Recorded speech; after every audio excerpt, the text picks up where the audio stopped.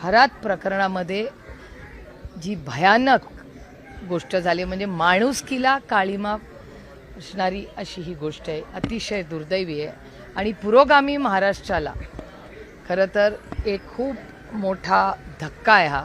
आणि महाराष्ट्रात नाही देशात, म्हणजे मी माझा पार्लमेंटमधला अनुभव सांगते, आपली चेष्टा करून ठेवली आहे या खराताने.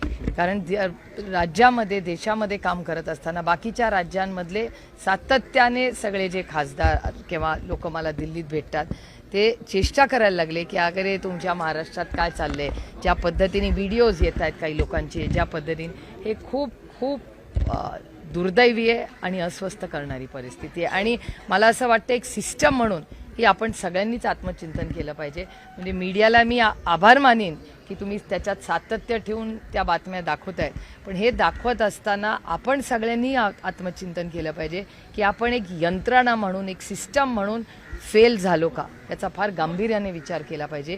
कारण का त्या महिलांना जेव्हा ही व्यक्ती धमकी देत होती तेव्हा त्यातल्या महिलेला एकीलाही, जी सक्षम आहे, शिकलेली आहे, स्वतःच्या पायावर उभी आहे, तिला तो कॉन्फिडन्स का नाही आपण एक समाज म्हणून देऊ शकलो की तिने येऊन कंप्लेन करावी.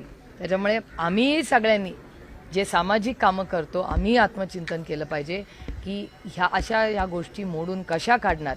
आणि एक पक्ष म्हणून आणि सामाजिक काम म्हणून आम्ही सगळ्यांनी ठरवलं की राष्ट्रवादी काँग्रेस पक्ष, शरदचंद्र पवार, महिला आणि युवती काँग्रेस ही ज्या ज्या जिल्ह्यांमध्ये ह्या गोष्टी कानावर जरी आल्या तर तिथल्या एसपींकडे जाईल आणि कुठल्याही महिलेचं किंवा पुरुषाचं असल्या भोंदू बाबांकडून एक्सप्लॉयटेशन होत असेल तर आम्ही त्याला वाचा फोडायचं आणि हे थांबवायची एक ॲक्टिव्हिटी राष्ट्रवादी काँग्रेस पक्ष, शरदचंद्र पवार संपूर्ण राज्यात घेणार आहोत.